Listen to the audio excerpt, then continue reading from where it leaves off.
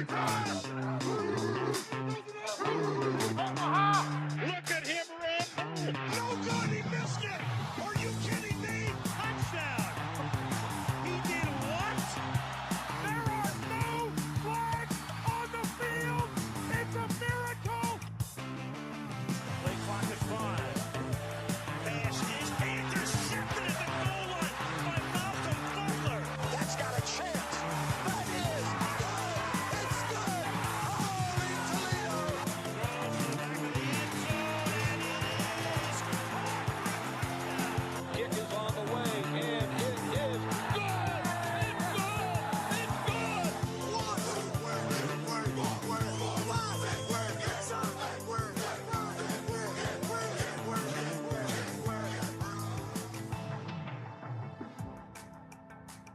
Hello, everybody. Happy trails. Happy Midsummer's Eve.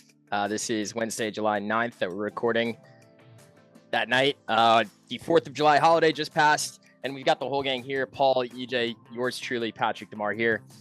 Fellas, how are you guys doing? How's your summer treating you? Doing just fine, baby.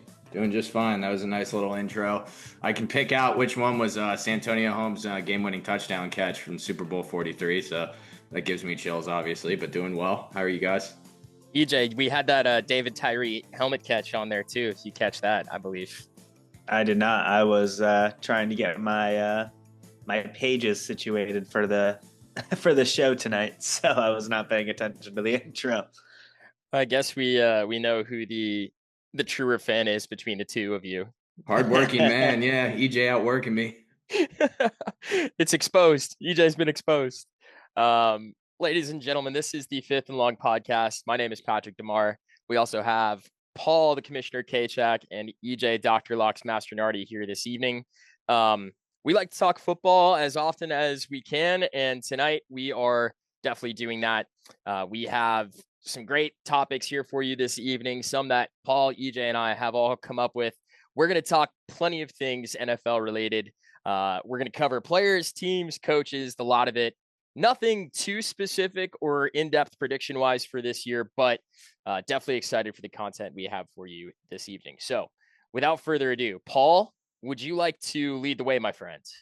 Sure would. Appreciate you giving me the floor, Patrick. You're usually the moderator, so thanks for letting me introduce this segment. So this is something in the dead of the summer. I think that all you can do right now is speculate pretty much. I mean, that's all we got. We just have teams, coaches, organizations, players all on paper, and that's it. So I wanted to open tonight's episode with a segment that I like to call the pressure cooker. And it is which quarterback, which head coach, and which team in general is facing the most pressure. So I'm going to go around the ring here to you guys, start with you. And you know what? I'll be generous and I'll go last on each category because I'm well prepared for this segment. I want to start with the most important position. And so if you guys could start with an honorable mention for who you think's under the most pressure at the quarterback position, and then who you actually think is facing the most pressure going into the 2025 season at the quarterback position. I'll turn it over to you first, Mr. Patrick DeMarre. Give me your honorable mention and quarterback who's facing the most pressure this upcoming year. Oh, we're going to honorable mentions first? Yeah, save the actual answer for last, Save the better answer. You're going to give your answers back to back, but give your honorable mention first. Okay. A brief little explanation. I will say that slightly changes how I'm going to approach the exercise. I kind of had like top choices first and then was going to go based off of who was left for my honorable mention. But, okay. Honorable mention for quarterback. I'll pick someone who is outside of my top three since there's three of us here. I'm going to pick JJ McCarthy, and it's not an obvious, this guy's under a lot of pressure situation because he's a rookie. There, I don't think are going to be extremely high expectations right away for McCarthy in terms of expecting him to light the world on fire year one, a la Jaden Daniels, for example. But I do think that if there's a steep drop off from the play last year of Sam Darnold, who may be terrible this year in Seattle, from him to JJ McCarthy, people may react very poorly in Minnesota. That's a very passionate fan base. They haven't been a a non-competitive team in the hunt for a playoff spot for a while. And I don't think it's necessarily a guarantee that he's going to work out there. Paul, you've had your own reservations about McCarthy in the past, so I may not be far off the battleship map for you on this one. The backup for JJ McCarthy in Minnesota is Sam Howell. So there are actually two top of the first round quarterbacks on the depth chart in Minnesota for Kevin Stefanski to work with just in case things don't work out there. However, I don't know, man. If things don't work out, if the balls aren't coming in well to Justin Jefferson, if he's getting hospital balls, as Devontae Adams called them when Jimmy Garoppolo was throwing in balls in Vegas, he's not going to be very happy. And that's only going to last a certain amount of time with him being the highest paid guy in the league, expecting a certain amount of pedigree, expecting to be in the playoffs year after year.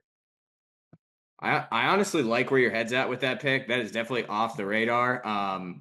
Just because he is a rookie, hasn't even played a real NFL snap yet, so it's like tough to face so much pressure. But I do kind of see where you're coming from there. Like it is an out there perspective. I like how you approach that. Like it's an offense that's proven that they're capable of winning. It's an offense with a lot of weapons. It's not just Justin Jefferson. It's Jordan Addison as well, who took a major leap last year, and they've got a great offensive mind in Kevin O'Connell. So like in the sense that he is facing pressure right away, like if things aren't as good as last year, 100% who to point the finger at. It's definitely him to blame. So I like the thought there. Who do you got for your quarterback that you think is facing the most pressure this year? Okay, so the quarterback that I think is facing the most pressure, I think that you could go with two guys here comfortably and it be a quote unquote right answer. But I'm going to go with the guy I think has the shorter leash of the two. And that to me is Bryce Young.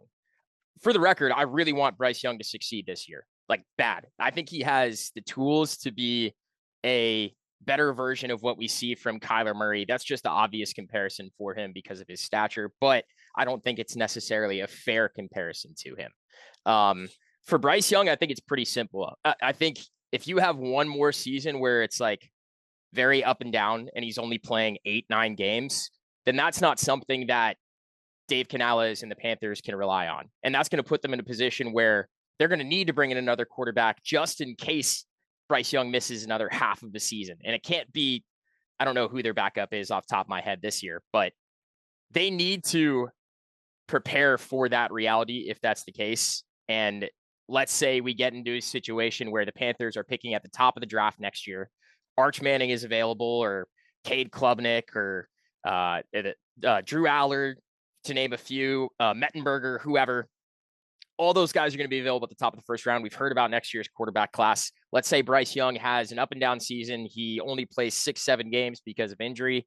The Panthers are going to be very, very, very tempted to make a pick for a quarterback at the top of the first round this year. They just went for a wide receiver at the top of the first this past year, and they have an offensive-minded head coach who has not had his pick of the litter, so to speak. So I don't think it's a guarantee, but I could see it being a reality this time next year.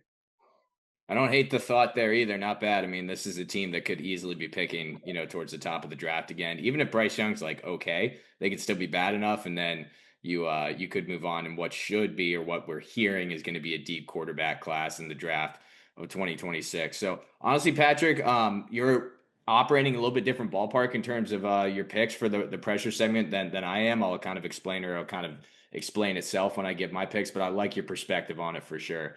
EJ, floor is yours. Well, wait, one more thing to say, my man, Pat. Do either of you guys have any reservations for the picks that I made? Because I'm ready to check you guys if you call out a name that I don't think should be named out tonight.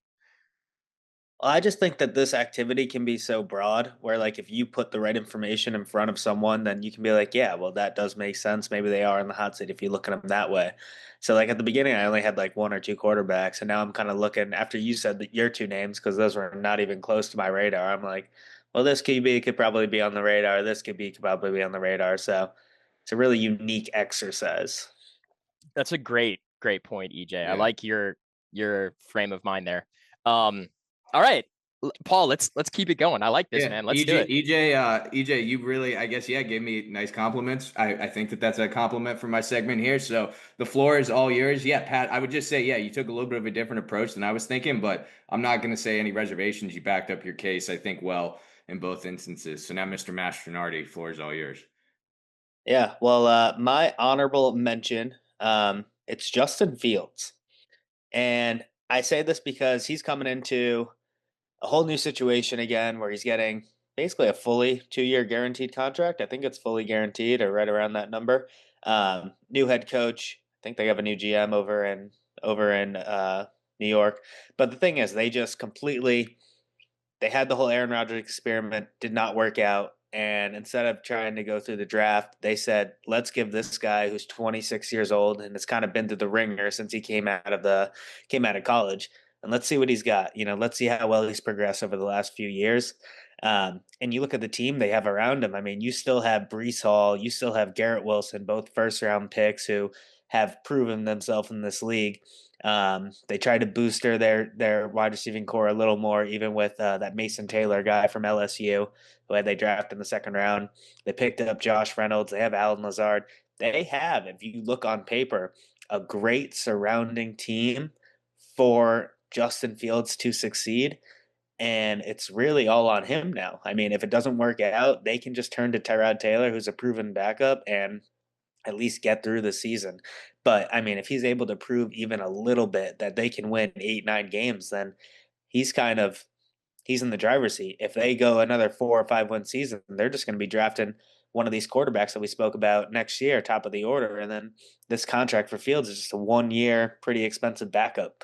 So a lot of pressure on Fields, in my opinion. I think that he actually has a chance to do it. I think he can be successful in this offense if they use him the correct way.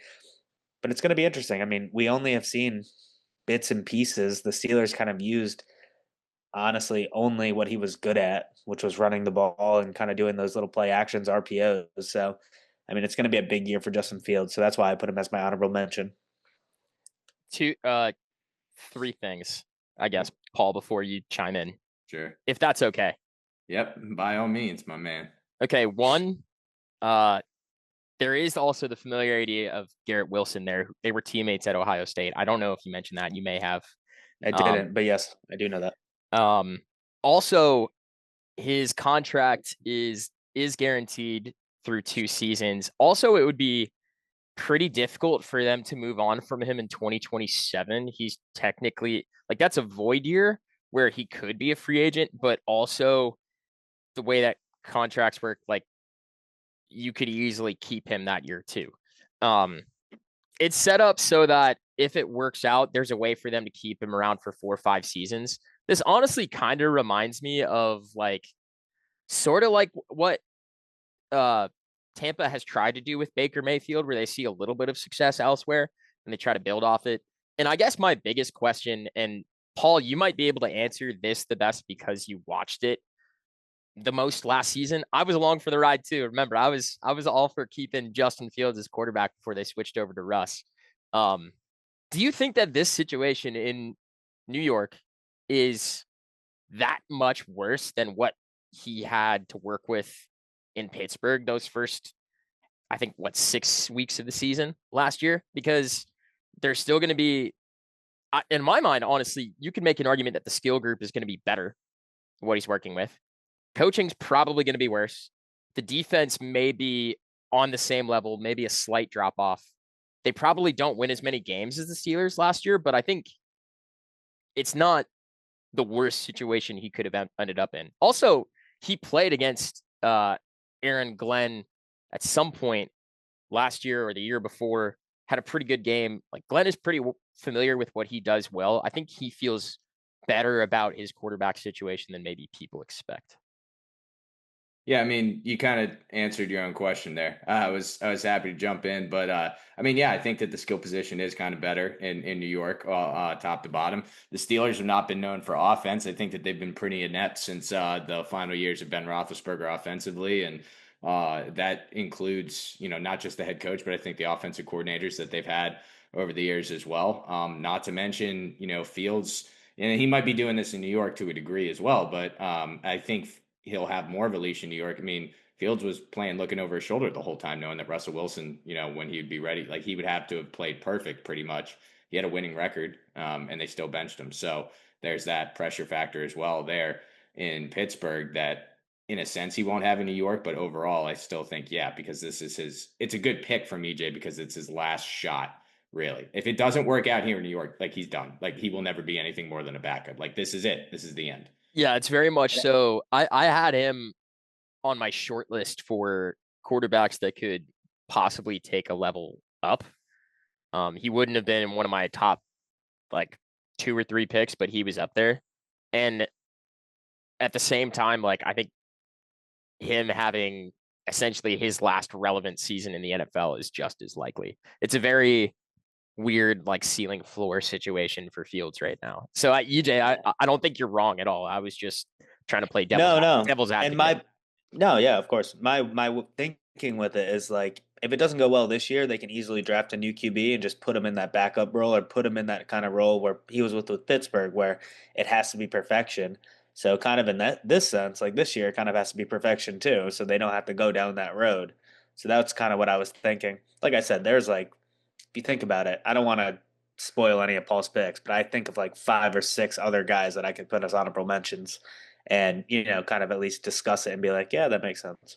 Here's a question. How many teams besides, this is kind of like an aside, but how many teams besides the Jets are in that exact same situation? Because I think we've gone through 2 already where it's like, if we're good this year for competitive, great. And our roll of the dice on this quarterback situation worked out. But if we suck next year, we can just draft high and figure it out. I feel like there's more teams doing that this year than typical. Am I wrong? Indianapolis, Las Vegas, yeah, Seattle. Yeah. Seattle? They just drafted Milroe too, and they extended Darnold.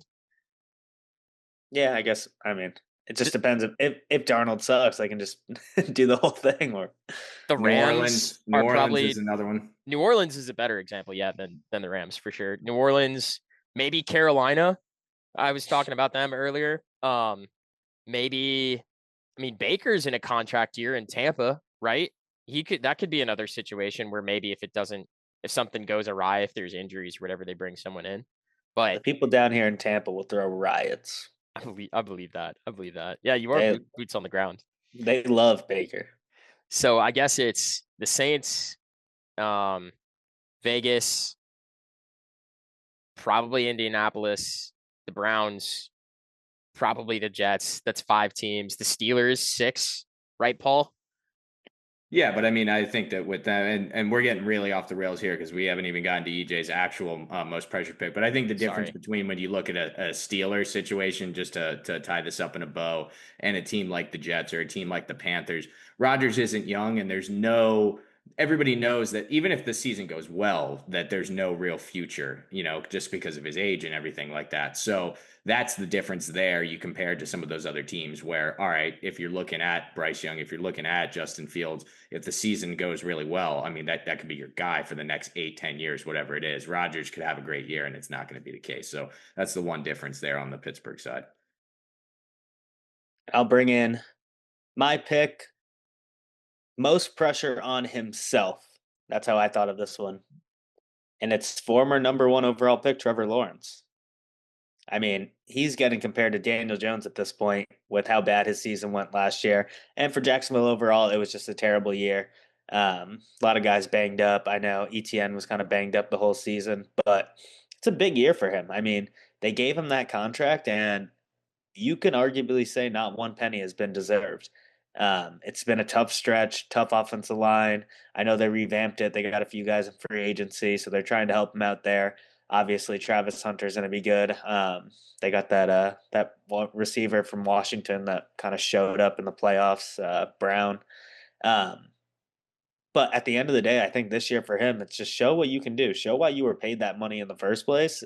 They have another whole new crew around them with head coach and general manager. So it's kind of show what you can do this year, or, what are we doing moving forward? I mean, obviously this head coach and GM are going to have to make a decision after this season. And one of them might have to be if Trevor Lawrence is that guy. If he comes out and he's doing things like he did last year, throwing interceptions, putting the ball in harm's way too much, they might have to make that hard decision, which sucks because they have so much money invested in him. But at the end of the day, you have to make a business decision, and how are we going to keep our jobs moving forward? So a little bit different, in my opinion. I think Trevor Lawrence needs to have a very good bounce back season this year. I think he has the team to at least make a little bit of a run. I'm not sure how many games this team will win, but I mean, you can't say they don't have weapons. Brian Thomas has shown to be a top receiver in this league already. Travis Hunter's there. We all know what he can do. They have the Tank Bigsby and ETN running back crew that they can, drop off screens to. Tight end, they did lose Ingram, but they have that Brenton Strange guy, so we'll see how he works out. But I mean, they're trying to revamp their O-line. He needs to show that he can carry this team to a few wins and put his team on his back a little bit. Another good one there. Definitely was on my radar as well. Yeah, I agree with you. I think the point that rang home with me is he hasn't earned a dime of the contract. I don't know, I mean, and he didn't do anything in the first place, to really, in my opinion, even have a negotiation. But it's they're so pot committed to him at this point, and it's been evidence, and it's got to show results at some point. So I like it on both fronts there, EJ. Good calls. I will say, again, playing devil's advocate here, for you compared him to Daniel Jones, first of all, and you said, he's getting close. I think if you do make that comparison, you're not unjustified in doing so. Daniel Jones has only started 9 more games in his career than Trevor Lawrence has. Like, career-wise, they have pretty much the same amount of experience. Trevor Lawrence has half a season less. This past year was the only year he really dealt with injury issues in terms of missing significant amount of game time. But looking back at it, he had the whole Urban Meyer fiasco originally. His best moment comes in that next season when Doug Peterson comes in, and after throwing 4 interceptions in the first half, they come back and win against Brandon Staley's Chargers in overtime, which don't even get me started. Then the Peterson thing doesn't work out. I think this is kind of like a clean slate where they're saying, all right, we've got James Gladstone, the youngest GM in the league. We've got Liam Cohen, who's one of the youngest head coaches in the league. Both are first-year guys. We just brought in Travis Hunter, who can hopefully take some of the load off of Trevor Lawrence. There isn't really an out for them contract-wise for like another 4 or 5 years. So they're kind of locked into this deal right now. They don't have a choice but to try to make it work. So, yes, people may throw tomatoes and popcorn and like dildos on the field or whatever if he's terrible again this year and if the Jags win like 5 games, but I think that the leash may be longer than expected. And again, I approach this kind of differently than you guys may have, definitely than you did, I think, EJ, but I don't think there's a way to answer this wrong. Like, you're right, but at the same way, I don't think there's a world in which Trevor Lawrence is not quarterbacking the Jaguars a year and a half from now unless he's like health-wise unable to. Yeah, agreed. I don't think he's going to get benched at all. I just think like you have standards to set. That contract and that number 1 pick give you those standards, and you haven't lived up to it so far. And this is kind of the year where you set yourself on one side or the other side. Are you going to be that guy that can come back in games and get those 1-score touchdown wins, or are you going to be that guy that was just there and was able to put up stats but never could get that final drive done? At the same time, though, Gladstone has been bold. He just traded up for Hunter last year. Who's to say if this year isn't terrible, maybe he trades Lawrence to some other desperate team who can't pick near the top? Who's to say like Sean McVay doesn't secretly covet Trevor Lawrence and thinks maybe he can mold him into some diamond? There would be teams for sure. Yeah, maybe that's what happens. It would be a little crazy, but. All right, Paul, what were you thinking on this?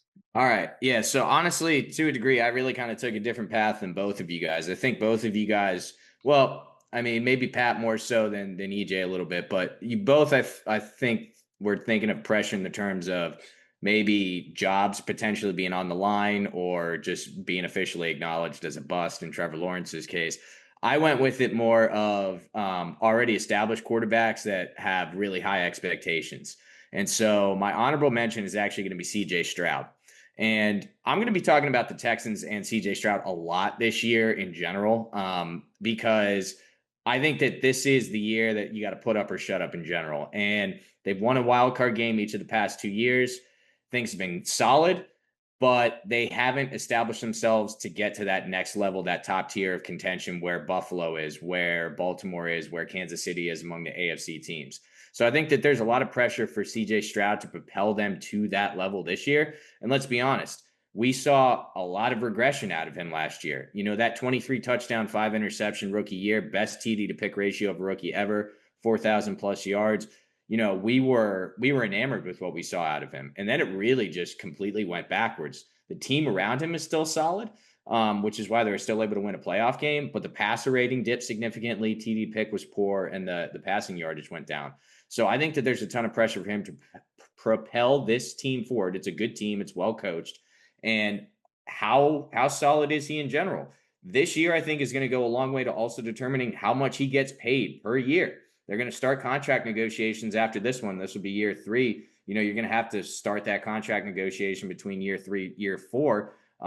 Maybe he doesn't necessarily get paid next offseason. I don't know. He could, but those negotiations are really going to pick up. So I think that there's monetary aspirations on the line here, as well as a lot of expectations for the team. I was waiting for you to say the quiet part out loud there, and you did so at the end. I was waiting for that to drop. Oh, with the money aspect? Yeah, I mean, he's only got 2 years left on his rookie contract. Pressure isn't just on him, and we'll get to this, but pressure is on the team now too to try to make things work before you start having to pony up. Like, the Texans aren't really paying anybody right now outside of Joe Mixon and Danielle Hunter, probably, and Stingley, I guess, because they Mixon's not even making that much money. I mean, we've talked about running backs don't even make that much money in the league anymore. Yeah, so in reality, they are going to be in a favorable cap situation to make that move if they choose to do so. But if it doesn't work out with Stroud, if he regresses in the next couple of years, then they may move off him.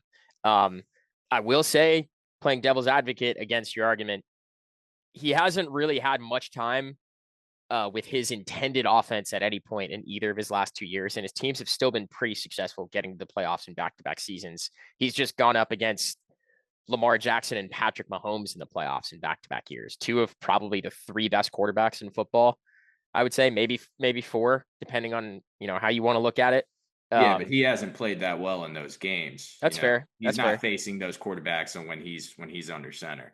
Yeah, that's fair. I will say though, it's like year 1, he was without oh my gosh, Tank Dell at the back half of the year and Nico Collins on and off. Same thing last year. Plus Diggs only played like the first half of the season. Mixon only played like 10, 12 games.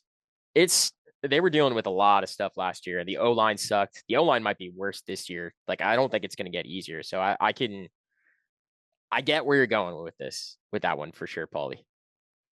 So that was just honorable mention. And then number 1, in my opinion, here is another former number 1 overall pick. Well, I guess Stroud was number 2 overall, but number 1 overall pick, Joe Burrow's got the most pressure for me. It has been now, this will be the 3rd year since they've made the playoffs. When, remember, long time ago, they went back-to-back against Kansas City in the AFC Championship game, winning one of those and going to a Super Bowl where they narrowly lost to the Los Angeles Rams. And I think a lot of us assumed, oh, you know what, Burrow will be back. But here we are, and he hasn't made it back since. And I know it's only been 3 or 4 years since that point, but the clock continues to tick. Both of his receivers got paid in the offseason. So he's got the major weapons. The defense we know is going to be a problem. So there's going to be pressure on him to score a ton of points to begin with. But I don't want to hear the excuse that, oh, the defense just let him down again. Part of that is him digging his own grave, too, advocating for both of his receivers to be paid in the manner that they did. And that money not going to defense means that, Joe, well, the onus is on you to score 30, 35 points a game and make sure you get at least one more field goal than the opposition. Because you know what? You have the weapons to do it, and you've had the weapons your whole career, whole college career. Mind you, we have never seen Joe Burrow without at least 2 elite weapons from college on here to the pros. It's been maybe his rookie year, but he got hurt that point. He had just T. Higgins then, but since then it's been T. Higgins and Jamar Chase in the NFL. And in college, it was Jamar Chase, Justin Jefferson. So if we are going to continue to talk about Burrow in the Allen, in the Burrow, in the Mahomes light, he needs to be able to outlast these defenses, because all those other quarterbacks I mentioned have gone through elite seasons without elite wide receiving talent at all. Patrick Mahomes, the Chiefs traded Tyreek Hill away. Now, I guess he still has Kelsey, fine. What was the old knock on Lamar Jackson for all those years? Never had a wide receiver, still won 2 MVPs. Josh Allen trades Stephon Diggs away. They still go to the AFC Championship like they do every year. Didn't matter when the wide receiving talent left. Joe, you've got more wide receiving talent than all of those other quarterbacks I just mentioned. So I don't want to hear about this whole defense thing. I know you got to score a lot of points, but you're expected to win football games because you have so much around you. So go do it. Go score 35, 40 points a game. And are we going to see the Bengals get back to the AFC Championship game and become that, one of the cream of the crop teams again? Or was that just a flash in the pan for those 2 years? I don't think you're wrong, but I also don't think he is necessarily the person who has the most pressure on them that is in a position of somewhat leadership or higher in the organization. But I don't think you're wrong. And in the organization, I think that there are other people that are facing, more pressure, but we'll get that there. wasn't the exercise. It was just among quarterbacks. And I also, let me say this. I think we heard Steve Spagnuolo say it in the quarterback series on Netflix, which I've lightly watched a little bit of. He said to Burrow's face, outside of our guy, you're the best in the game. And I think he's right. Like, when they are at their best, Josh Allen's different, man. He's like a superhuman character. He's built like a fridge, and he runs a 4.5 40, and he also throws like a missile for a spiral. Like, that's not normal. That's different. He's just an alien. But in Burrow's case, like, yeah, he has the world of talent, and he has some elite weapons. Chase Brown's going to get better this year. He's got the offensive minded head coach who is always tailored to him. The team is tailoring to him with retaining the players that he publicly asks them to, which quarterbacks don't really do, by the way. That's like not a normal thing for QBs to do, to speak out to that level and essentially alienate the star players on your defense in the process of doing that, a la Trey Hendrickson and others. I think the NFL has changed Burrow a little bit. Like, in college, his senior year, maybe it was just because of his story arc and he had so much to prove and he wasn't really this well-known guy the year before. But he was this like kind of quiet, mild-mannered, like, I'm going to keep my head down, work my ass off, and I'm going to be the best player on the field guy. And nowadays, like, he's always got some crazy outfit he's walking into the games on. He's taking pictures with, like, he looks like he's in a Kiss cover band or something, but without the makeup. And we hear all these things about, like, which model he's with this time and this time and this time. And he's got these outbursts where he's talking to the media in the way that he does. I don't necessarily think he's a bad guy. I don't think he's a bad teammate. I just think his persona has changed slightly. Maybe it's because of the culture in Cincinnati and the things that the players deal with. We've heard all kinds of stuff about the lack of amenities, the lack of proper treatment to players and their families in Cincinnati. So maybe that does have more to do with it than the average football fan realizes, or people who aren't on the inside circle in the industry realize. But do you guys think I'm off base with that at all? Like, I definitely, something's just been different with him, and maybe it is the pressure that you're referencing here, Paul. I don't think he's different, and I don't think he's different in terms of his cockiness and persona in the NFL. He was cocky in college. I mean, he was. It was he just had that in a good year. different way. Remember that. The picture of him smoking the cigar. Granted, he did just win a national championship there, but there's also the interview he did. I forget who with, but where the young woman who was interviewing him showed a picture of him back when he was a young kid, and he's like, "What would you say to this guy now?" And Joe Burrow goes, "Looks like a national champion." I think that was right after he won the Heisman or something like that. I mean, he's always had that cockiness to him. I just think personality-wise, if he's closer to Rodgers than to Brady, like, yeah, he might win a bunch of MVPs, but he might only get one ring, if that. Not the worst comparison. I don't know. EJ, you haven't said anything in a bit. No, I like it. I mean, I kind of said all year that Burrow, yes, the defense sucked, but Burrow was making that one mistake, throwing that one interception that was really the killer that put the nail in the coffin, which, like, yes, the room for error is so tiny, but at the end of the day, if you want to be ranked that highly, and like Paul said, you have those wide receivers with you, you can't put those throws in harm's way. So it's pressure on him. I feel like he has to get to the playoffs this year. If they don't get to the playoffs, it's going to be just a whole bunch of commotion. Already we've seen what's happening with their DNs right now. They can't even sign their first round pick. Like there's a whole bunch of bullshit already happening in Cincinnati. And if he can't string together some wins, and yes, I'm saying he, not the team, because he needs to string together some wins just like Trevor Lawrence does, then it's going to be a problem. I like it. Paul, are we still doing head coaches, teams? Yeah, let's just do one coach real quick. EJ, you start us off. Just give me a coach you think that I guess is most on the hot seat, or even if you don't want to take it that route, which coach do you think is just going to be facing a lot of pressure this season? I could do the easy pick and just go with Brian Daboll, just because I feel like if the Giants have another shitty season, like you got to fire your head coach. That's like, what's that, 4 years? I guess 1 year they made the playoff going 9-7, but the 3 other years it was complete garbage. Um, they've been saying that it's the quarterback's fault all this time. Well, now you have your guy and Russell Wilson, I guess. They got Jameis as a backup and they got Zach Wilson. They really drafted their guy. So I mean, if shit goes to the floor and they're 0-4 going into week 5, then you better put Jackson Dart out there when they go to New Orleans and play the Saints.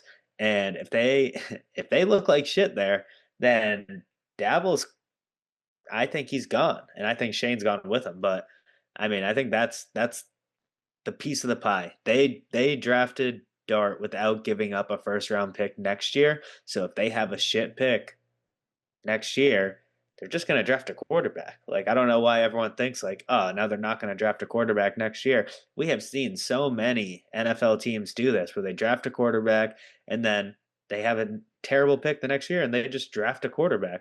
So I wouldn't think it was something crazy. It's not like he was a top 10 pick, top 15. They traded up, what, 22nd pick for him? So, I mean, if Jackson Dart doesn't turn out to be this guy and they don't want to go that route, they get a new head coach and doesn't want to go that route, then they have the flexibility to still just draft a quarterback. So, Daboll, I hope you found your guy, but if he doesn't show it this year, there's a good chance you're gone. I think the real life aspect of it too is that, not to get like morbid, rest in peace to Jim Irsay, but John Mara isn't really getting any younger, and I'm sure he wants to experience another Super Bowl in his lifetime. Oh, yeah. So I don't necessarily think that Daboll had the hottest seat, say like 4 or 5 months ago, but I think it's getting hotter before the season starts just because of exactly everything that you just laid out, EJ. They have expectations this year. Yeah. I think there are some expectations. I don't think they're high expectations, but I think the expectation essentially is like, just give us something to grasp. Like the Patriots were terrible last year, but you saw enough from Drake May and this may not be a great example because they had a coaching change and a whole roster overall and everything. Yeah, but maybe it is a good example.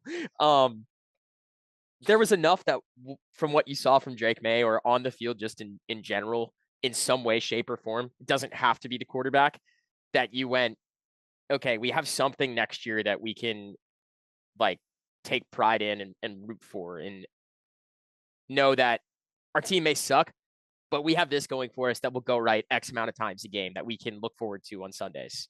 Maybe that's Abdul Carter, maybe that's Jackson Dart, maybe that's Cam Scatabo, maybe it's Malik Neighbors. I don't know. There's definitely more spices for the cooks in the kitchen to work with there. I don't know if it's going to work out. He, by the way, I thought long and hard about putting him on my short list, but I didn't end up doing it. Somehow I came up with 5 other head coaches to put ahead of him. Well, give us one because the floor is yours. I don't want to retread everything we just did about the Bengals, but Zac Taylor's got to be the correct answer here. If the Bengals don't make the playoffs this year, nothing's happening to Joe Burrow. Zac Taylor is getting fired. That's what's going to happen. They just fired their defensive head coach, defensive coordinator, who, Paul, you told me all year Lou Anarumo is like the most tenured DC in the league. Like he will always have a job in Cincinnati. Not anymore. And the same goes for your head coach, by the way, Mike Tomlin. He's got his feet on the fire. But the guy I'm really going to focus on here, and I'm trying to go more out of left field, I'm going to go with John Harbaugh from the Baltimore Ravens. And I think that the argument is pretty simple. If you've got a guy in Lamar Jackson who is a perennial MVP contender and continuously crumbles in the playoffs, like, you know, he has something there. What's wrong? He's not being prepared well enough for that. Something has to change. They haven't gotten over the hump with Harbaugh since Flacco was there. And that was over a decade ago. Like, the shine is going to wear off of that eventually. I know it's still not worn off in Pittsburgh with your guy Tomlin, Paul. So maybe I have zero chance of this happening. And that may be the case, but this is an exercise for exercise sake. So I'm doing it anyways. I think there could be a shift with several coaches in the league next year if the Chiefs come out of the AFC going to the Super Bowl again next year. I don't think it's just Baltimore. It could be other teams too, but Baltimore is the team I'm going with first, just because they've been the team who still hasn't been able to get over the hump against Allen, still hasn't been able to get over At the hump Staples, against your back-to-school Mahomes. budget is saved by the button. Like, to me, they are in a worse position than some other teams are. And I don't necessarily think it's Harbaugh's fault, but, you know, they may look a little closely and say, hey, there's no salary cap in the NFL when it comes to head coaches. Let's go out and get someone who will really make a splash for us. First of all, before I respond, don't worry, kids. Back to school is not anytime soon. This is still the middle of the summer. Sorry about that. You got to keep that in there, Pat. Decent thinking there. I think that's definitely more outside the box. No free ads. It's interesting because I think that you kind of approach the head coaching pressure segment like I approach the quarterback segment, not necessarily the guy who might lose his job the quickest or the soonest, but the one who maybe has as much or more expectation than anybody else. So applaud you for doing that. That's the only comment I had on my end. Oh, no. If the Bengals are eliminated from playoff contention, as soon as that happens, Zac Taylor is packing his bags. I don't know. I agree. But the classic Pat, by the way, picks 2 or 3 guys in the segment, even when I told him to pick one, but I'm busting your balls. But sorry. If John Harbaugh's your actual pick, that's a good outside the box thinking for this segment. It's different than I was looking at. Now it's your turn, right? Yes, sir. So Zac Taylor was certainly on the radar, but the guy I want to go with is somebody that I've ridiculed. It's not Mike Tomlin, by the way. I could take the low-hanging fruit, but I know who it is. I'm not going to go with that. I've ridiculed this man maybe second most out of head coaches after Mike Tomlin. I think probably pretty fair. If you listen to the podcast over the last couple of years, even when times were going well with this head coach, I was saying keep it in check. Mike McDaniel facing a lot of pressure in Miami. You just traded Jalen Ramsey. Tyreek Hill at one point, I think, was auditioning for a trade. I know that hasn't happened yet. Maybe it won't happen. But I know teams have reached out. I think that there's some really good, talented players that are starting to get frustrated with maybe this lackadaisical attitude from the head coach. I think it's too laid back. I don't think he has the right mentality to coach an NFL team personally. And it's starting to get to the point where, I mean, hey, Miami's got the longest playoff drought in the NFL. I believe that's correct. Raiders, I think, are second. But Miami, it's been like 25 years, something like that, since they've won a playoff game. So it's not just McDaniel who's failed there, but he hasn't done anything in his time there. And he's always got the risk of Tua getting hurt. And when we have seen Tua get hurt, unlike some other coaches, say, let's take a Kevin O'Connell last year who made, diamonds out of dust with Sam Darnold, or a Pete Carroll who turned Geno Smith into something talented. When the main quarterback isn't the guy, and it's a Skylar Thompson, or it's maybe Tyler Huntley filled in a game or two for them last year, everything just falls completely off the rails. So he hasn't proven that multiple quarterbacks can run his system effectively. It's pretty much just Tua. And when Tua's down, which we see all too frequently, things are not good. And that's the sign of a head coach that isn't able to adapt. And I think that's been the case for McDaniel over the last couple of years. I think if things go sour again, and by sour, I think that probably that means missing the playoffs. I could see him potentially retaining his job if they go like 10-7 or 11-6 and they lose in the first round. But if they don't make the playoffs again with the talent they've got on offense, I mean, they've got Tyreek Hill and Jalen Waddle at the receiving positions. I think that you got to give him the axe and find another guy to come in here. So I'm going to go with McDaniel. Love that pick. Yeah, he was number 2 on my list. A big fat number 2. He was number 2 on my list too. Well, him and Daboll were like neck and neck at 1 and 1. So we all had him in our Venn diagram. He's in the center. Yeah. It's just I don't think anyone knows what the Dolphins are doing. And I think that we didn't get a chance to cover the trade on here, the Jalen Ramsey, Minka Fitzpatrick trade, but like moving off of a guy like Jalen Ramsey and not fully committing to the bit, and then in fact giving the Steelers one of your skill position players as well, just tells me that you're very non-committal about whether or not you want to be competitive this year or you don't want to be competitive. It's like, okay, if you're going to give up your best defensive player, try to get a little bit more for him. Don't get back a defensive player who essentially puts you back in the same position while also giving up your most reliable offensive skill player from last year. It's just a little wonky. And I'm going to make this comparison for Mike McDaniel. He reminds me of Lane Kiffin in the sense that he likes being an NFL head coach more than he likes actually managing the personalities and the people inside of his locker room. It's very much like Miami is perfect for him because it's all show, all flair, and no real like oomph, no toughness, no let's put our knuckles in the dirt and play some football. It's just missing there. And, maybe he makes it as a great OC. Maybe he makes it in college. I don't know. I think that there's a place in the world of football for Mike McDaniel, his offensive mind and his personality. I just don't think it's with Miami Dolphins. You didn't even bring up the good NFL trade. The good NFL trade? What'd I miss? Darren Waller for a 6. Oh, yeah. Oh, my God. I forgot about they're not going to miss a beat with Jonnu Smith gone. Darren Waller to the rescue. Kelsey Plum is pissed she's going to have to not pick him in her fantasy league this year. Just goes to show when sunny Miami calls, anybody will come out of retirement. Only to play for the Dolphins. Yeah. Yeah. We got to do teams here too, right, Paul? Yeah. All right, guys, give us in the interest of time here, because we spent a lot of time on the quarterbacks, which is good. Just give me one team. Pat, we'll swing it back to you. Just give me one team, the team that's facing the most pressure in general. You can obviously take it any route, as we've kind of done coming into the 2025 season. You go first. You haven't gone first yet. All right, fair enough. Team facing the most pressure. All right, I could go a couple routes here.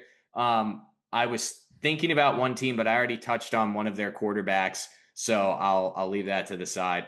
I'll take the Detroit Lions here, a team that was so good last year. Injuries kind of derailed that season. Dominant 14-3, and then you don't even win a playoff game. You lose to, albeit a good team in the Washington Commanders with a talented quarterback, but there's going to be a lot of pressure to fix the problems on defense, and a lot of pressure just because, you can't be a team at the elite level that they've played at forever. I still think that they're going to have the talent to do that again this year. They still have Goff under contract, St. Brown, Gibbs on the rookie deal. So there's still time, but the hourglass is starting to drip some sand here. And also I think that there's some pressure to prove it. Hey, you lost your offensive coordinator, Ben Johnson. You lost your defensive coordinator, Aaron Glenn. Like, is the team going to still be that good? And that pressure might fall on Dan Campbell there as much or more so than the team. But for a fan base that's been starved for a winner and now finally has a taste of what glory and what winning feels like in Detroit, I'm sure they're starting to get antsy now because, like we've said, you get to the NFC Championship game. Remember, they were winning that game. I believe they were winning the game at half against the 49ers, and the 49ers found a way to come back 2 years ago. And then you lose to the Commanders. You were so close. Like, for the first time ever in Detroit's history, maybe, it is Super Bowl or bust. And that is a pressure that the city in general also hasn't ever felt. So I think it goes beyond just the team. It's city organization wide in Detroit. I like your pick there. I hope that they do well this year. And I think there's a chance maybe their regression isn't that big, but I do think there's probably some regression there. And I think there are expectations now, and that's like kind of a newer thing in Detroit too. I think the the whoa, we're good again thing is finally worn off, and people next year are going to be like, what the hell? Let's get some playoff wins. Yeah, they're done with the happy to be there. Yeah, they want to capitalize on it now, as you should. Yeah. EJ? No, I like the pick. I think it's kind of everyone expects them to take a step back.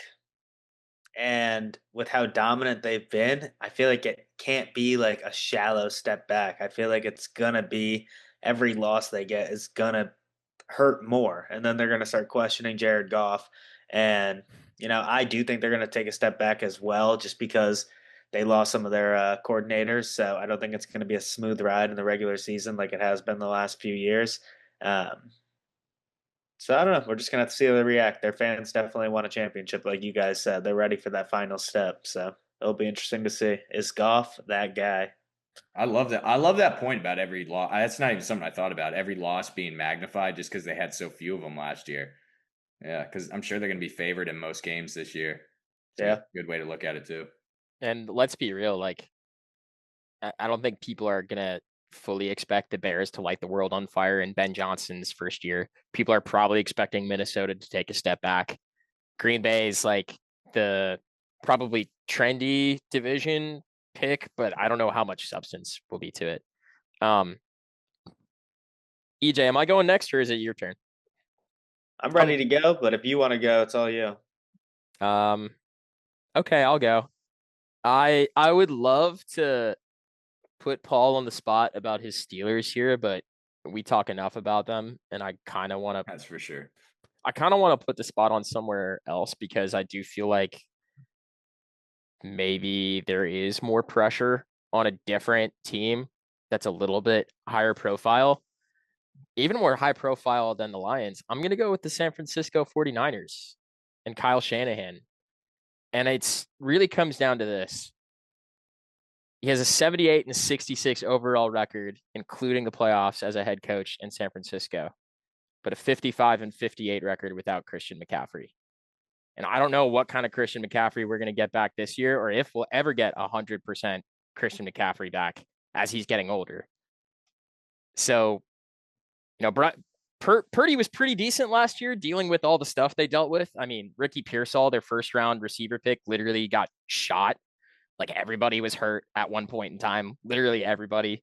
So I'm not going to fault them. They kind of had the season from hell last year, and their schedule this year is easier, but I also think their division is going to be tougher. I don't think the Cardinals went 8-9 by mistake last year. I think they're going to be frisky again. The Rams are going to be great again this year. I think I'm really excited to see what they do as a team. And then last but not least, you've got the Seahawks in there as well, who that's kind of the wild card team. They could take a step back, but even if they do, they went 10-7 last year with a wonky offensive and defensive situation. Who's to say they're not in the same spot? So I'm not just going to auto put San Francisco and Penn as the NFC West division winner or even a wild card when they had kind of a rough year last year. I still don't think that the hangover from the Super Bowl before has really worn off. I think that the reason why they're trading guys like Debo is because they're trying to wipe their hands of some of that. And I think people are really going to be expecting them to be good again this year if everybody's healthy, which they may be. And if they're not, then there's also the concept of hey, none of these guys are getting younger. How many more injury-plagued seasons can we tolerate from our core if it's just going to keep happening and keep biting us in the ass come playoff time? Great one there. Yeah. I mean, San Francisco, you could say the same thing kind of about San Francisco as Detroit in the sense of, I mean, they were so close just a couple of years ago. And now, and Cincinnati too, for that matter. There's no guarantee that you get back to the mountaintop or you get back close to it. Now, San Francisco, I guess the one caveat you'd say with them is they have gotten back to a Super Bowl. I mean, they went to 2 Super Bowls in the previous 5-6 years. So they've got that going for them. But no, yeah, you're right, Pat. No guarantee that this person, I mean, the personnel's already been broken up. Debo's gone, so it's, Kittle's still there and everything like that. So, and Purdy's going to have a lot of pressure on him too. EJ, you're up. Yeah, this one, surprised no one talked about it, but I'm taking America's team. How about them Cowboys? You're talking about a roster that went through an abysmal amount of injuries last year. Dak Prescott basically lost for the season. Trayvon Diggs gone for the year. Parsons was hurt a majority of the year, played through it because he's just an animal, but he was hurt a majority of the year. They're getting everyone relatively healthy. They added George Pickens.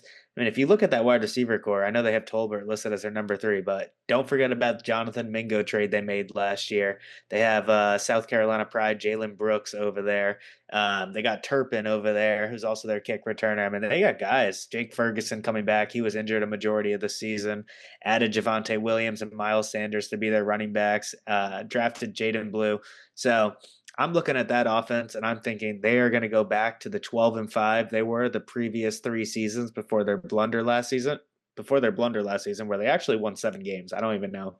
I looked at that and I had to take a double step. Like, I thought this team was trash midway through the year. I'm not sure how they pulled 7 out. Kind of solidified their offensive line. I know Zach Martin retired, but they got Tyler Booker, who they definitely reached for. But when you're drafting O-line with the Cowboys, they always turn out to be all pros. So I guess it's a good pick. Added on that defense too, Dante Fowler, Kenneth Murray. They got Elam, the Buffalo Bills safety. I mean, this team is kind of loaded, not to mention one of the best kickers in the NFL, if not the best kicker in the NFL, at least in that dome, Brandon Audrey. So I think this team is looking to win playoff games this season. Dak, it's a big season for him. Surprised we didn't talk about him, to be honest, but big season for Dak this year. I'm looking for Dallas to make the playoffs, make a run for at least the NFC East division title, and then kind of win some playoff games, see where they go. I expect them to be a lot better.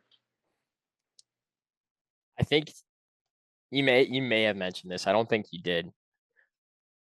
For me, it comes down to simply like how many seasons of the Eagles and the Commanders being ahead of Dallas will old Jerry Jones be able to handle. If it's more than 1.5, he might flip his lid and start making some crazy moves, which you could say maybe he already did going out and getting George Pickens. Yeah. Like, yeah, you're talking about John Mara wanting to see one more Super Bowl. Jerry Jones, this guy's the only reason he's alive is because he hasn't seen one yet. He needs it like Elmer Fudd needs to catch Daffy Duck. Jerry Jones just gonna hoist the Lombardi one more time and then collapse. It's a morbid thought. I mean, EJ, this pick. I mean, he'll just evaporate into thin air like Master Oogway and Kung Fu Panda. Or yeah, it'll be like the scene in Kung Fu Panda when he'll just float off into the sky. I can see that for sure.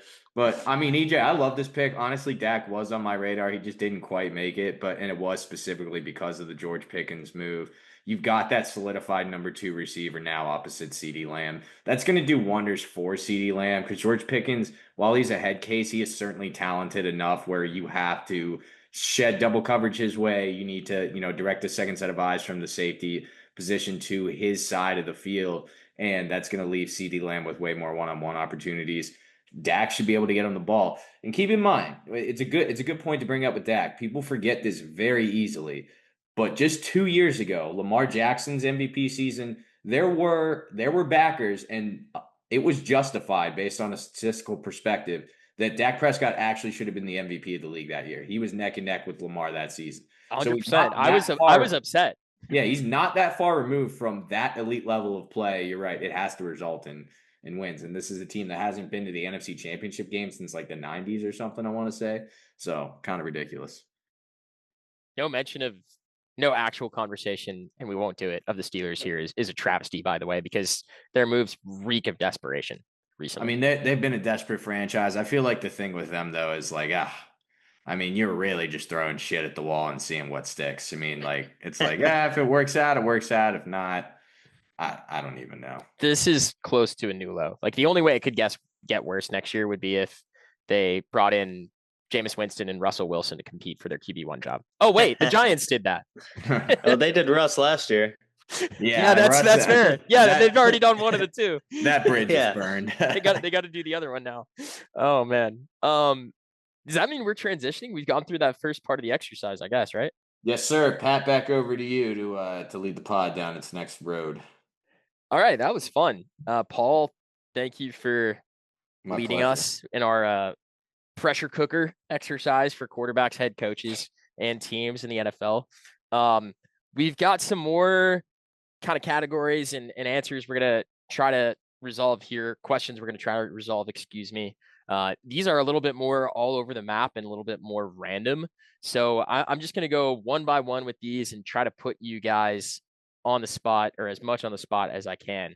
Let's start with a quarterback this year who you guys think is poised to take a big leap. Could be a quarterback in any stage of their career. Doesn't matter if it's year 2, 3, 4, 10, 20, whatever. Which quarterback, in your opinion, is going to take a leap this year? EJ, let's start with you. I'm taking Paul's pick.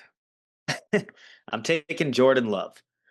And I know it's kind of a weird pick here because a lot of people already have some high regards for Love, but I think last year was kind of a reality check where, if he doesn't have the right talent around him, you're second guessing whether he can get it done. And I'm culprit because I see those stretches where he is the best quarterback in the NFL. He goes through 4 week stretches. I think it's typically around November or December where he acts. It's whenever Toyota-thon is. He's whenever Toyota-thon got the is. greatest quarterback rating during Toyota-thon ever. So we look at that and we're saying just put it together for 16 games. And this year is a perfect year where you have a new wide receiver who a lot of people are saying the connection's great. Still have a pretty good offensive line. You have another season of Josh Jacobs. I mean, they have the talent.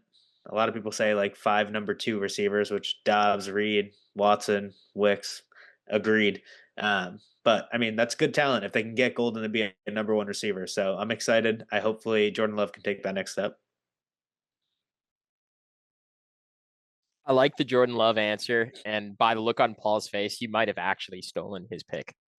I mean, Jordan Love's always on my mind. Definitely a guy that I propped up and I'll be talking about again this year. But I mean, it's definitely justified. This guy, he needs to take a leap. Yeah, because he's been paid too. And I thought it was worth the contract for the Packers, but I don't think he lived up to it last year. I'm going to pick Bo Nix here.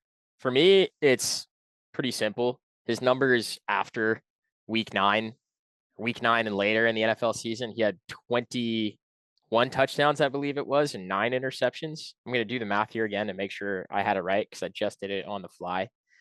7, 9, 12, 13, carry the 1. Yeah, that sounds about right. Anyways, his second half was far better than his first half. And I think that, the conversations around him last year going into the draft were, here's this experienced quarterback who has X amount of snaps in college. He's got all this maturity because he's dealt with various schemes. Now he's coming under the tutelage of Sean Payton. It started off a little bit slow, but as the year went on, he got more comfortable. He really struggled in that playoff game in Buffalo, but I think it was a learning moment for him. It was all downhill after that touchdown pass on the first play, at least. I think that there is another level for Bo Nix to take. I don't know how big of a step up it is. I don't necessarily know if he's a Jaden Daniels step up kind of year this year, but I could see him going from a first round exit in the playoffs to securing a first round win in the playoffs against one team or another.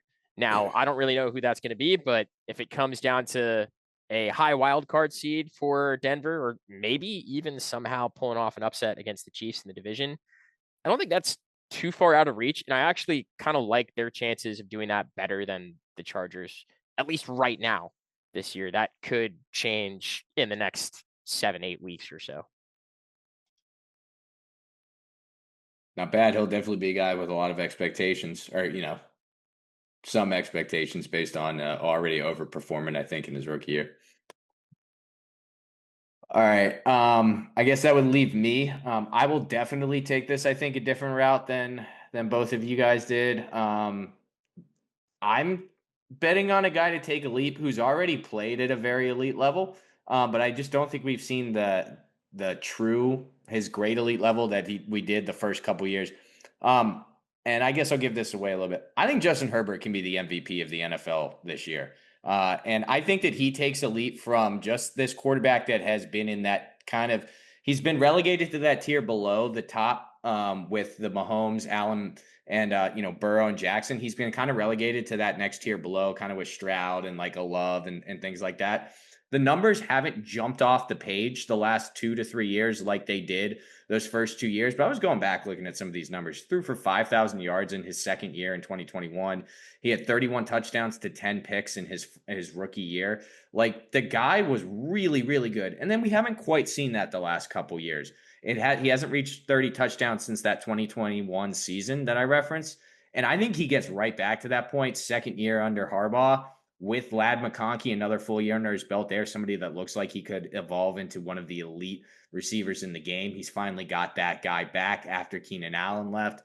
I think Herbert is going to be an MVP caliber player, and I think he's going to get his first playoff win. And I think that he could even pass a guy maybe like Joe Burrow on the quarterback threshold. That's how good I think that he could be with the right tutelage this year. So that's obviously top, everything goes right, but I think it can, just because I believe in the system and the organization that they have there. Obviously also really good, situation, plays in a dome, plays out west in LA. So like good for the numbers there and everything too. I think Herbert takes a massive leap. The Harbaugh bump historically too would kind of seem to suggest that there is a step up that he takes. I actually had the Chargers. I have the Chargers right now as a team that might underwhelm me a little bit. I just don't feel great about their running back room. I don't really love their skill players. You're just not outside a of Herbert guy. No, you can call it no, out. You can play it any way you want. You have not been a Herbert guy for a while now. I got over that last year.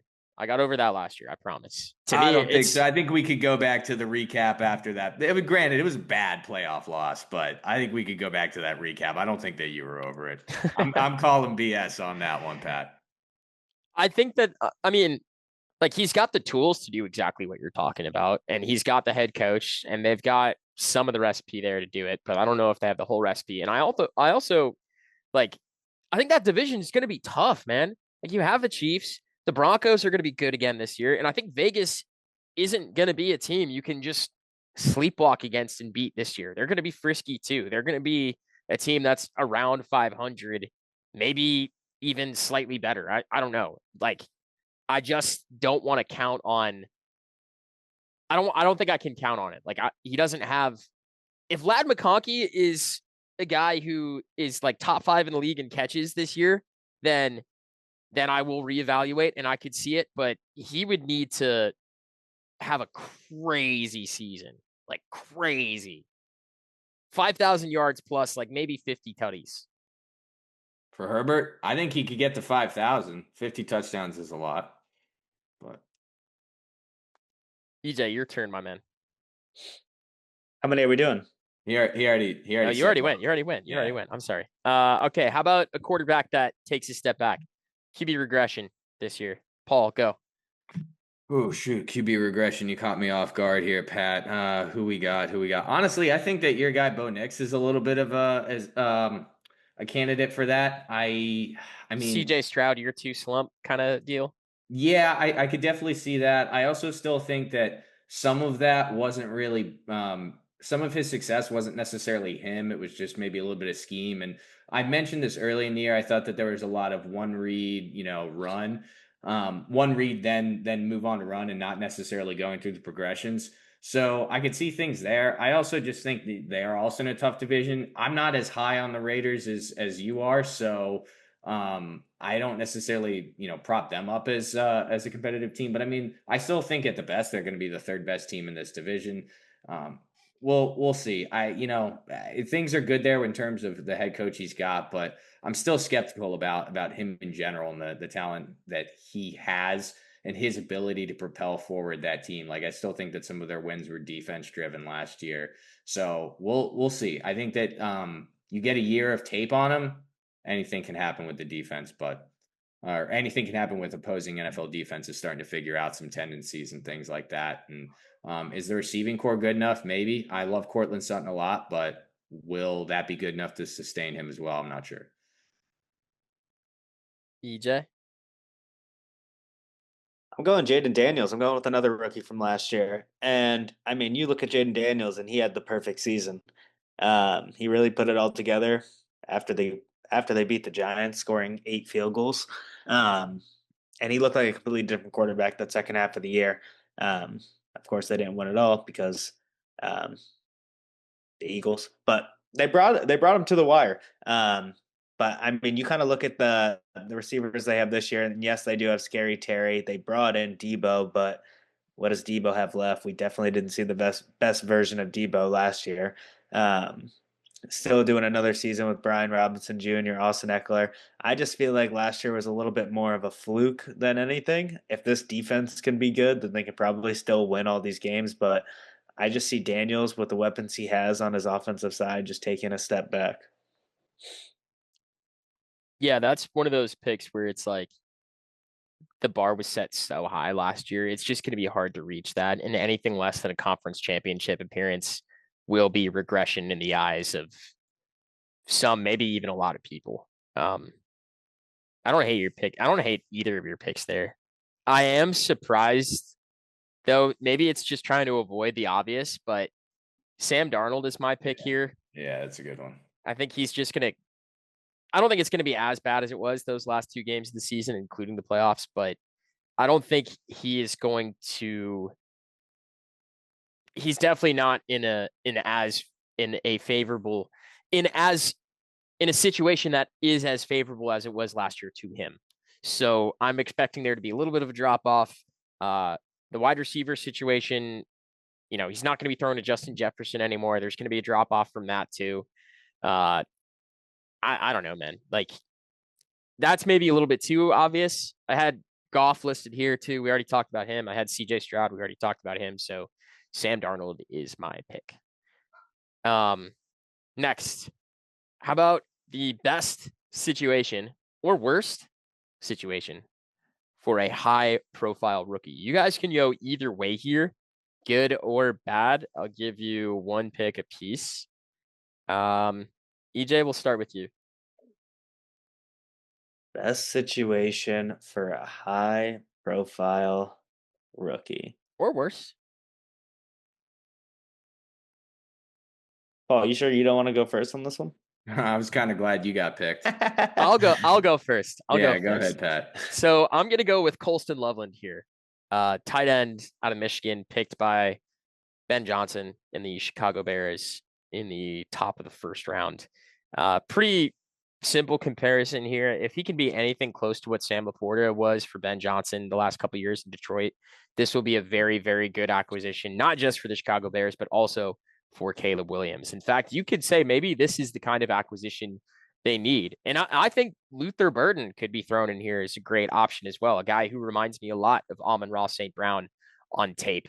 I think both of those guys are going to be poised to take advantage of the openings in the kinks in the system, not kinks really, but the tricks in the system of Ben Johnson that put guys in positions to succeed as frequently and as aggressively as they were in Detroit. You're going to see a lot of that in Chicago this year. I don't think they're going to be as good across the board because Ben Johnson's going to have to adapt to coaching the defensive side of the ball and calling plays and so on and so on. But I really do think that Colston Loveland should already be a dark horse offensive rookie of the year candidate and probably will end up getting votes for it this year, but I don't think is going to end up winning it unless he has a Brock Bowers-esque kind of season. And even then, Jaden Daniels won the award last year, not Brock Bowers. All right, EJ, I'm ready to go if you're still pondering, but I'll give you the floor if you want it. I'm good. All right, you got it because you were queued up first, so go ahead. All right. I mean, best situation. I'll go with what I think is a pretty easy one, just because you look at what the running backs were able to do in this room last year. But it's Murray and Hampton going over to LA. And I know Herbert's going to throw the ball more this year, but if you look at the way that offensive line opened up holes for J.K. Dobbins last year, anyone could have ran through that. No matter whatever running back they had out there, they were going to probably get 20 plus yards on those runs. So now you put an actual elusive runner that can break tackles and go the distance, like Marion Hampton, and it's kind of a 1-2 punch with Najee Harris back there. Hate to say it, Najee is not my favorite, as everyone knows. But if he's going to be in a more of a complimentary role with Hampton taking the lead backs, I think it's going to be a good year for that offense running the ball again. That's a great one. I'm not a huge fan of Najee Harris either, so you and I have always kind of seen eye to eye on that one. I think something would have, like, if Hampton doesn't take over the lead role, something went wrong or he got injured. Like I don't see him, like, he has to take it over. He just has to. Hey, a great availability of great ability that Najee Harris has is availability. He's not hurt very often. That's He true. plays. He plays. And that is a valuable, very valuable skill in the NFL, especially for running backs. Now you're starting to talk like Mike Tomlin for sure. That's Tomlinism. Greatest ability is your availability. You mean I'm starting to talk and think like a future NFL Hall of Famer head coach? That's well, awesome. yeah, I mean, you can play it like that if you want. Meh. Good rebuttal, Pat. Good rebuttal. That's all I got to say. But if the floor is mine, I will say my guy. And I'll admit, I had to go back and double check the rookies that were drafted last year. But this guy jumped out to me and might not be on the forefront of people's minds when you think of a good spot for a rookie to go, because this is a team that still has a lot of question marks. But I think Tedero McMillan is set up to succeed in Carolina, and here's why. I know Leggett is a solid receiver that they already have there, but I don't think that they have a true dominant number one bona fide receiver. And I think that he profiles most as that guy, even more so than Leggett. I think we saw flashes of Bryce Young starting to be better and starting to come on last year. And I think it's also a team that is still going to play from behind more times than not. So there will be opportunities for him to catch passes. I'm not necessarily going to say that he is going to be the rookie of the year. I think it will be somewhat tough for him to do that, especially when you compare, their quarterbacks in this class as well as somebody like, and you've got Travis Hunter, but you also have Cam Ward as well that are probably going to be more at the forefront for winning rookie of the year. But I think it's set up for McMillan to have a nice, solid year on paper, maybe a 1,000+ yard receiving season. Maybe rack up, 6-7 touchdowns, something like that, and put together a nice rookie campaign. So I'll go McMillan. I like the talent that I saw there out of Arizona when he was in college, and I think it'll translate. Okay, now we're going to shift to offseason acquisitions outside of the draft. So acquisitions via free agency, via trade, anywhere you guys want to go with this, you are able to. And you can go, again, best or worst situation. You don't have to go good. You can go a situation that you think will be a sinking ship this year, so to speak. Paul, you just went, so I'm going to give you the opportunity to snake around and go again here. All right. Thank you for the snake. So this is interesting. I'm going to go with a worst situation for an offseason acquisition here. And it actually is going to circle all the way back around to the guy that EJ brought up for one of the guys that he thought was facing the most pressure, the quarterback position. I just don't see things working out for Justin Fields in New York. Look, you're on your third team, so that doesn't bode well. And I just don't think that the Jets are where quarterbacks go to figure things out. I know that Mark Sanchez got to a couple AFC championship games, but outside of that, like, who really goes there to succeed? In fact, we have seen the exact opposite. It is when quarterbacks leave New York that they have success, a la Sam Darnold, a la Geno Smith. So, yeah, I understand that, you've got new head coaching there and everything like that, but I don't necessarily think it works out for Fields. Also, I heard this stat the other day, and it's not the first time I've heard it. He's never won a game when the opposition scores more than 21 points. So that's kind of crazy right there. It was decent for him in Pittsburgh. I think he did the necessary things to win football games, but he didn't do anything super flashy. There were a couple big runs in there, but like, we didn't see him ball out, even in a way that we did like back when he was in Chicago. So I don't know. It just, in my opinion, doesn't bode well. I think that there is going to be a lot of pressure, like EJ said, and I just got a tough time, believing that it's going to work out for him there in New York. So I think that this is the end of the road for him. I like that one. I hope you're wrong, because I do like Justin Fields, and I think he brings a ton of fantasy value this year. But if he's running, I mean, that's why. What was that year a couple years ago? He was like QB4, QB5. It's because he ran for 1,000 yards. Yep. Yeah, I don't know. We talked about Fields a little bit tonight, and like I said, I think the first time we brought him up, I think he is in a very volatile situation that could be pretty good or pretty bad. I don't expect it to be terrible. I don't expect it to be amazing. I just think it's going to be like sort of meh, positive or negative one way or the other. EJ, I want you to go next year. I've got a couple different directions I can go with this, but I want to hear you pick first. No one was going to talk about this, and this is kind of more on the player, but I'm going with Aaron Rodgers. And one, I just don't think he's in a good situation in Pittsburgh over there. I think Pittsburgh's really going to try to untap whatever potential he has lost, and they're just blaming that Achilles injury for him being a little rusty and a little off timed. But for Aaron Rodgers, man, I mean, what you're showing the younger fans of this generation is the worst side of Aaron Rodgers football.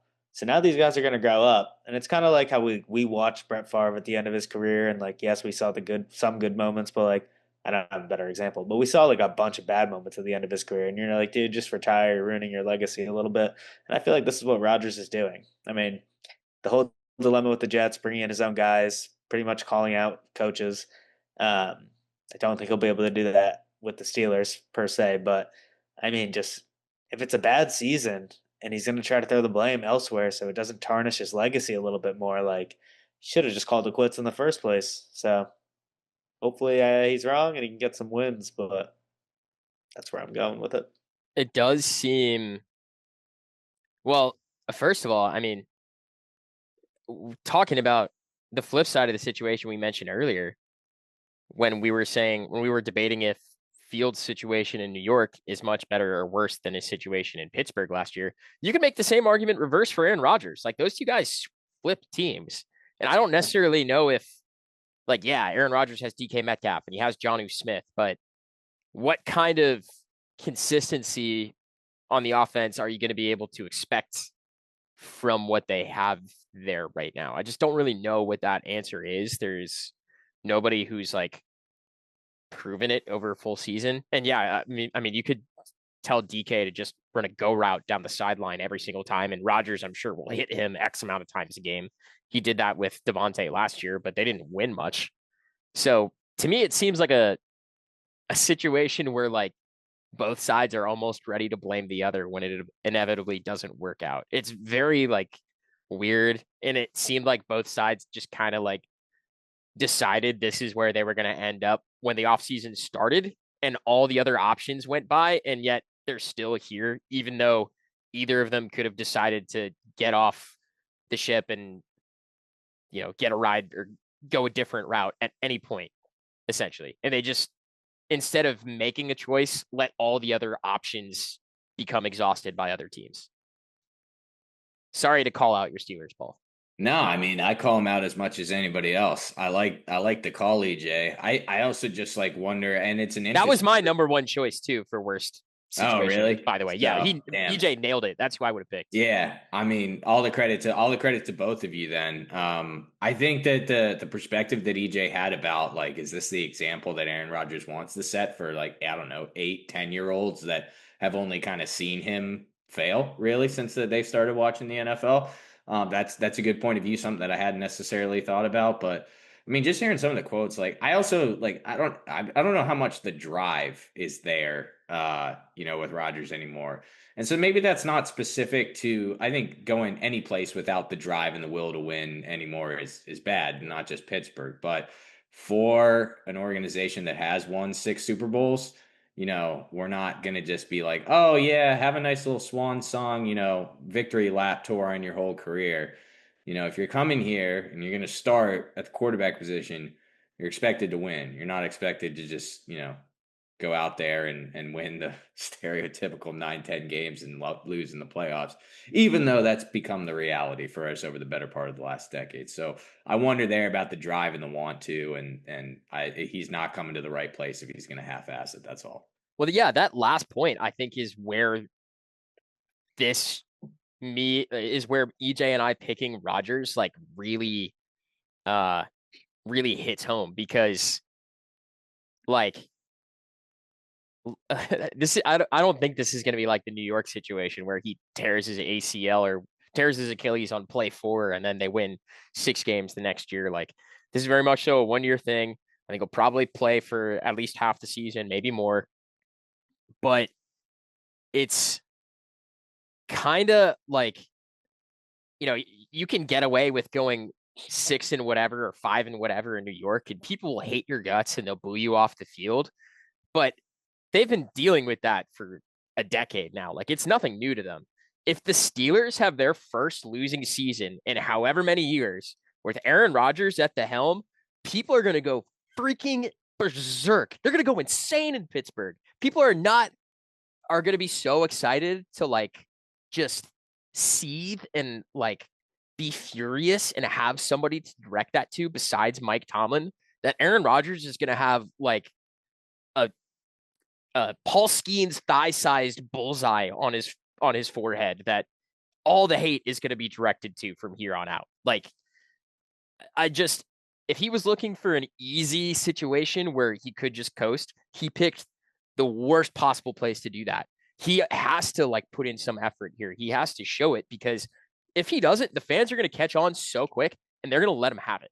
Like this isn't going to be a situation where in Pittsburgh radio, they're going to be like, oh, Rodgers mailed it in again this week. Who are we drafting next year? People will let him hear it. And like, I can't wait for some of the sound bites that you're going to have to deal with week to week, Paul. I'm sorry, but like, it makes for good radio. That's all I got to say. I feel like it's inevitable too. Like I don't hear anybody who's picking the Steelers to not go through all this stuff this year. So maybe the real thing to do is to pick against the trend and go with them being better than people expect, but I don't know. Wow. Insert Steelers, Mike Tomlin, Aaron Rodgers segment here. We just killed 3 birds with 1 stone. We could do that a few times this year. I mean, yeah, it's tough. I mean, it's tough to get through an episode with, the Steelers have been active in the offseason, so it's tough to get through an offseason episode without bringing him up. It's not just Rodgers too. I mean, Jalen Ramsey's a loud personality too. They're bringing him in. So, and he and Metcalf have gotten along swimmingly over the years, right?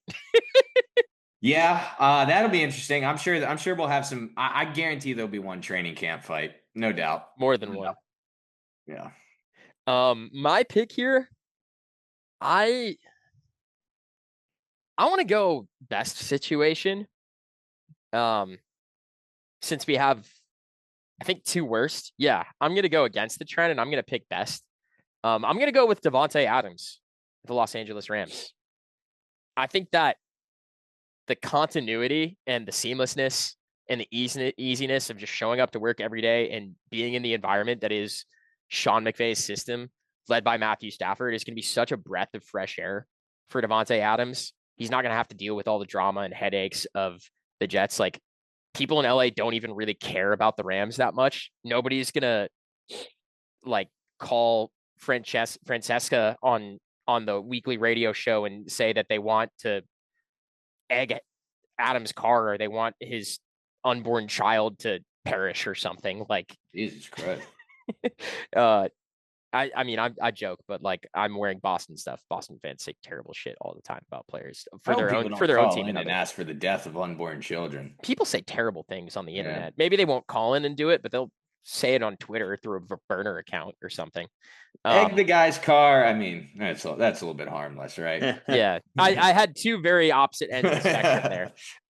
But I do think, going back to Davante, like, he's 32 years old, which, if we look at the history of Hall of Fame wide receivers, Michael Irvin, Jerry Rice, Randy Moss, all those guys had great seasons at 32 or older. Andre Johnson is another guy who maybe is a better comparison for Davante Adams.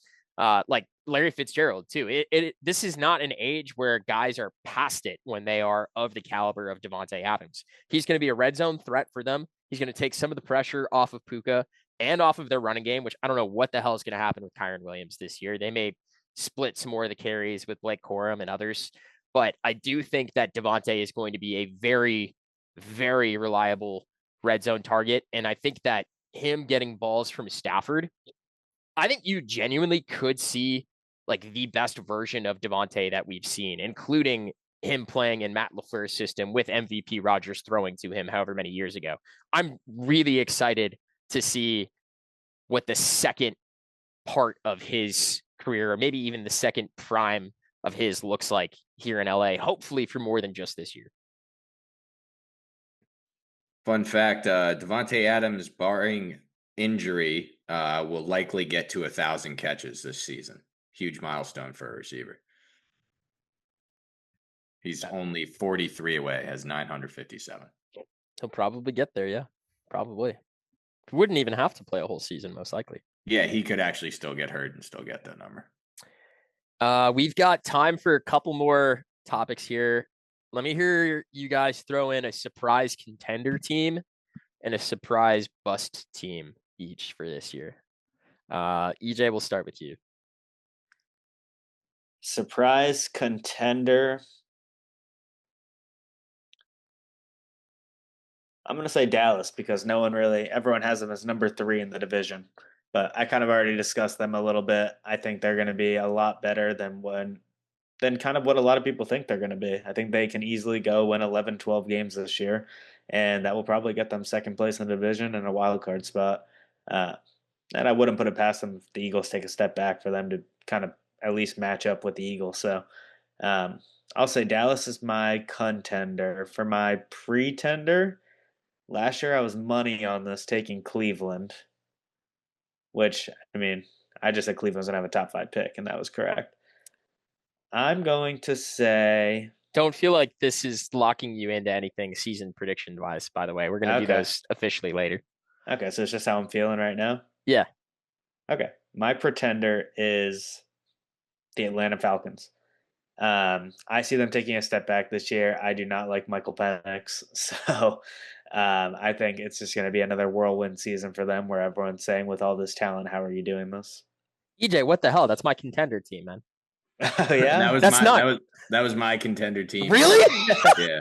All right, perfect discourse. I mean, like, what if Bijan Robinson is the best running back in the league this year? Drake London actually is a true wide receiver 1. Penix takes a step up, and the defense actually shows up this year. Like, they only have to win 2 or 3 more games. 2, really. I just think Penix played the games he looked decent in were like the worst defenses in the NFL he was playing against. He was wishy-washy, yeah. And his balls didn't even have nice spirals on them. It was kind of messy. I do not see. I think there's going to be more. I think there's a higher possibility of regression than progression. It was very, he showed some flashes, but the flashes that he showed weren't bright enough and weren't frequent enough. So they're against the Giants. I mean, he only had a couple of games. What did he play? Yeah. 3 or 4 games at the end of the year. So Penix is the only thing holding me back from them, but he's a wild card for me and could very easily have a great year. Sure. I mean, we can debate till the cows come home. I mean, we really don't have a lot of sample size on Michael Penix, so it's all going to be speculation whether you believe in him or not. And that's kind of what it comes down to with Atlanta. The one thing I would add, though, that this team was in first place last year until Kirk Cousins played arguably one of the worst stretches in football in NFL history. So I think that from a team perspective, they have the tools in place. And the other thing I would add... Same story the year before with 2 different quarterbacks. They're on this track here for several seasons now. Keep going. And I think, that kind of leads into what my final point was going to be, Pat. There's not a true dominant team in this division. It's going to be a winnable division for anybody. Probably the Saints, not winnable for them. They just don't have anything at the quarterback position. But the other 3 teams, even maybe Carolina, you have a chance to win this division because no one theoretically will run away with it. So you win the division, you get a home playoff game, and all of a sudden, you have a chance. You win that, and all of a sudden you're one of the final 4 teams of your conference. I think by definition you'd be a contender at that point. So that was my thinking. That was on the button. Wow, your pretender turns into both of our contenders. That's good for me. I would also throw my Pats in there, but I don't want to toot my own horn right now. I'll save that for our official segment down the road. Paul, do you have another contender team you want to throw in there? And if not, let me hear your bust team. Yeah, not really. The only other contender I don't even want to say him because I don't have enough to back it up. I'll just talk about my pretender. And when I say pretender, I'm not saying that I think that this team will be bad per se. I'm not as high on them as kind of the consensus. I think that the Rams are going to take a step back this year. I just have a tough time as Stafford continues to get up there in age. I have a tough time believing that they're going to make it happen. And I know that the Rams got Devontae Adams this year, and they've got him to supplement Nakua. But Adams is up there in age as well. And I just think the 49ers will bounce back. And when, we talk about contender, you could still be a team that could make the playoffs, but not make a real threat. And I think that could potentially be what the Rams fall into here as well. Keep in mind, I know Matt Stafford got paid this offseason, but there were some talks about trading him. EJ, your Giants, you wanted them to trade for him. The Steelers very briefly, kind of kicked the tires on that as well. So it wasn't like all sunshine and roses where the Rams were like, yes, let's 100% bring Stafford back. So I think that there's at least a little bit of doubt in the back of LA about whether they have one more legit run with Stafford. And I think if another team a la the San Francisco 49ers assumes the top role again in that division, they could get relegated to a road playoff game. And then all of a sudden, you have a warm weather LA team, who knows, maybe going into, a cold weather Philly or somebody like that. Or, who knows who else is there, Green Bay or somebody like that. And it just wouldn't work out well. I'll throw in my bust team too, since our pretender team. I don't want to call the Rams a bust, but pretend. Honestly, like we talked about the Niners earlier, that was a team I was going to mention, and the Rams are kind of a flip side of that. We talked about the Chargers earlier. That was another team I thought about. We sort of lightly talked about the Texans, but I'll do it a little bit more here because they were one of the teams I had on my short list. I just think with injuries and moving on from your quote unquote best O lineman with an offensive line group that struggled mightily last year is a questionable decision. And I think that maybe it's due to just getting used to the wear and tear of the league, but CJ Stroud's confidence wasn't quite the same last year. Like something changed a little bit in his demeanor on the field. He didn't have that same sharp look in his eye. It was a little bit more shaky, a little bit more I'm thinking twice about what I'm about to do next, either so that I avoid taking a big hit or so that I avoid making a mistake. I still think he's a great quarterback, and we all kind of talked about him possibly regressing this year, as well as the team, and that's why I'm mentioning them here. I also could see that division not being much better, but being marginally more competitive if the Jaguars pick it up. Maybe there's some switching around there. Maybe Daniel Jones catches lightning in a bottle in Indy, and the Colts are decent. But yeah, I think that the Texans are a team that could either miss out on the playoffs or make the playoffs as a team that has a below 500 record. And we see a repeat of the NFC South, I believe it was a couple of years ago, where I think we had, was that the year the Bucks or the Falcons made the playoffs at like 8-9? I forget who. I can't recall. That happened pretty recently. Bucks made it at 8-9 Brady's last year. I remember that, but yeah, that's what it was. And they lost first round. So, yeah, I'm going to go with the Texans there. And then last but not least, with the first pick in the 2026 NFL draft, the blank select. It's pretty simple. We're trying to pick who we think will be the worst team in the league this year.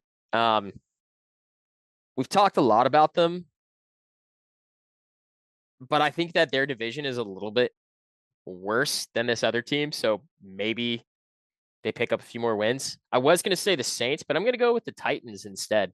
I think Cam Ward is actually going to be pretty decent and have a relatively okay NFL career. But I think year one is going to be a little bit of a struggle. I think they don't quite have enough to, really compete over the course of a full NFL season. So I think they probably ride out another year, maybe two of struggling, but they will figure it out eventually. I just don't think this is the year. And I think with the Saints playing in the NFC South, which I do think is a slightly worse division, maybe they can get a few more wins here and there. Boys? Saints are a great call. I think that's low hanging fruit. Yeah, pretty self-explanatory. I do want to throw one other team out there, not to take all of the good teams away from EJ. Saints would be like my official pick, just because you're looking at either Rattler or Tyler Shuck as your quarterback. I mean, what are you doing there? But things could go really bad in Indianapolis too. I wouldn't put it past that. Richardson is so inconsistent. They don't even know if he's the guy. He hasn't been healthy. Danny Dimes is on another team. He's been a failed NFL starter, so they have no idea what they're doing there. So I wouldn't put it past them either. Not a bad choice there. That they were in my short list for sure. EJ? EJ, you're muted, buddy. Damn. All roads lead to Cleveland. Nice. Taking Cleveland, I don't think they're going to be any better than they were last year. They have 5 quarterbacks. Flacco's whatever he did over in India a few years ago, that's gone. Pickett's their backup, and then 3 rookies who the best are 2 rookies. The best one's probably Shedeur, and not the guy they drafted first, and Dylan Gabriel. So I think it's going to be a tough season for them. Their offensive line isn't great. Their defense is kind of meh. So Not a bad choice there either. Pretty reliable. Pretty reliable. got to go 2 for 2 on them. All right, ladies and gentlemen. Any final thoughts, fellas, before we sign off officially? Training camp next week, I think. Oh, yeah. That's Batten down the close. hatches. I think technically we have a football game this month. I think technically the Hall of Fame game is in July. So July 31st. Yeah, there is There football you this go. month. Hell yeah. I love that. Something to look forward to. Okay. All right. Well, Fifth and Long listeners, thank you so much for tuning in again. It's been a pleasure. We'll be back with plenty more football content as we get closer to opening night this year. So stay tuned.